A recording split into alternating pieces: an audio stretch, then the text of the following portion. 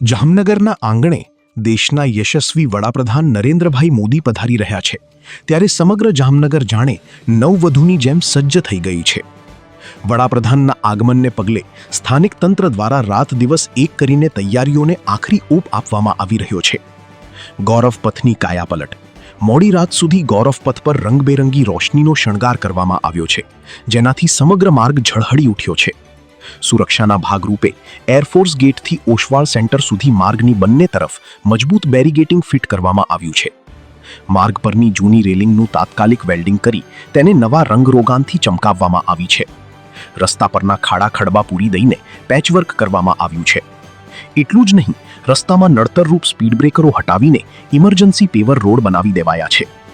વડાપ્રધાનના રૂટ પર આવતા તમામ ગેરકાયદેસર હોર્ડિંગ્સ અને બોર્ડના દબાણો હટાવી લેવામાં આવ્યા છે, જેથી સમગ્ર માર્ગ હવે ભવ્ય દેખાઈ રહ્યો છે।